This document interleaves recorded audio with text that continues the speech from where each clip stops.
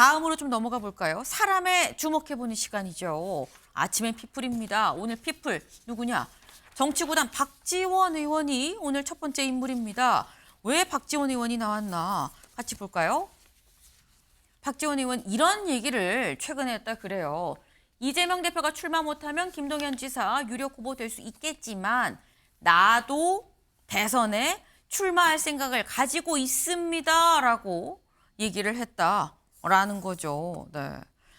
그러니까 혹시 사실 여기가 어떻게 나왔던 거냐? 이재명 대표의 사법 리스크 관련한 얘기가 나왔었다라는 거예요. 어디에서 이 지난 16일 이 광주 지역의 이 뭐 편집 뭐 보도국장들 이 모임에서 이런 얘기가 나왔는데 혹여나 만약에 그런 상황이 된다면 그러면 김동연 지사도 유력 후보일 수 있겠지만 나도 나갈 거예요. 그러면 이재명 아니면 나도 나갑니다라는 얘기라는 건데 장 변호사님. 네.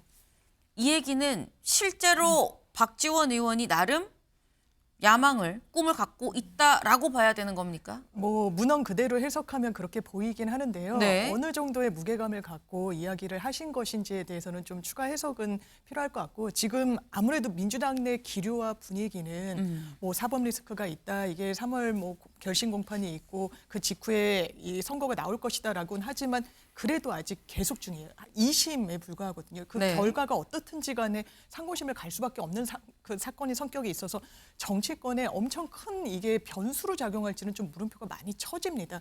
그렇다면 아마 이재명 대표로 굳어져 가고 있는 이 상수로 사실상 대선 주자가 이 되고 있는 상황을 정치구단 박지원 의원이 모르지는 않을 거고 이 상황과 관련해서 이제 민주당엔 여러 주자들 그것도 네. 경쟁력이 있는 본인을 포함한 주자들이 있지 않겠냐라고 이제 이야기를 한 게 아닌가 해석됩니다. 네. 그러니까 박지원 의원 이 자리에서 이 얘기 말고 이런 얘기도 했다 그래요. 같이 볼까요?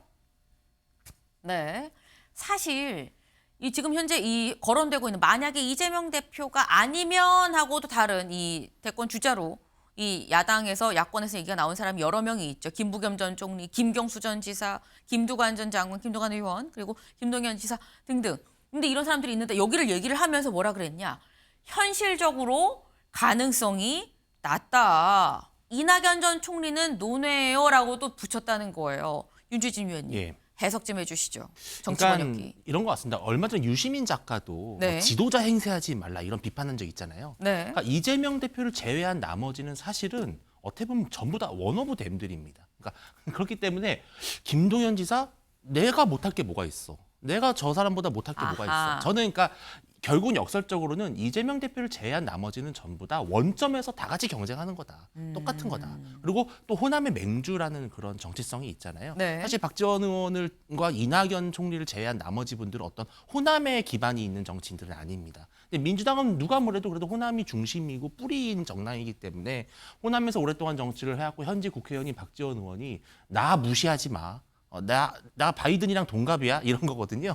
그래서 저는 박지원 의원이 자신의 존재감을 드러내는 것인데 저는 이것이 오히려 좀 네. 이재명 대표를 띄워주는 것 같기도 해요. 그러니까 결국은 이재명 대표를 제외한 나머지는 다 좀 솔직히 말씀드리면 별 볼 일 없다. 이런 이야기를 좀 애들로 한 게 아닌가 싶습니다. 네. 근데 지금 말씀처럼 사실상 뭐 어느 정도는 이재명 대표 아니면 뭐 나머지는 다 똑같아라고 얘기를 한 측면도 있을 수 있겠다는 생각이 드는데 이낙연 전 총리는 논외다라고 얘기를 했어요. 이거는 이낙연 전 총리에 대해서 플러스 점수를 주는 거냐 아니면 탈당하고 이젠 아예 마이너스 점수를 주는 거냐. 장 변호사님 어떻게 네. 해석을 해야 되는 겁니까? 마이너스 논외라는 건. 쪽인 것 같습니다. 왜냐하면 박지원 의원이 최근에도 네. 왜냐하면 김경수 지사가 당에 굉장히 실망하고 나가신 분들 사과하고 다시 모셔와야 된다. 하나가 돼야 된다. 이런 취지의 이야기를 하니까 이 한 명 한 명에 대해서 이제 물어봤어요. 그랬을 네. 때 이낙연 전 총리에 대해서는 이렇게 멈칫하면서 좀 생각이 필요하다고 좀 보류했거든요. 왜냐하면 이낙연 전 총리가 나가는 과정은 일반 다른 뭐 공천 과정에서 탈락이 되시거나 이런 분들은 좀 결이 다르다는 기류가 민주당 안에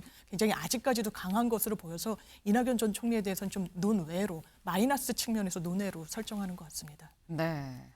지금 뭐 이재명 아니면 다 똑같아라고 했지만 이낙연 전 총리는 똑같지도 않아라고 지금 선을 한번 더 그었다라고 생각을 해야 될 것 같네요. 네.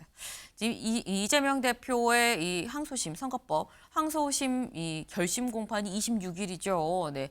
이 결심 공판이 있고 얼마 지나지 않으면 대략 한 달 안에 선고가 나옵니다. 이재명 대표가 킵고잉 할 것이냐 아니면 이 다른 후보들도 다시 약진하는 계기가 될 수 있을 것이냐 여부가 또 주목이 되는 포인트입니다.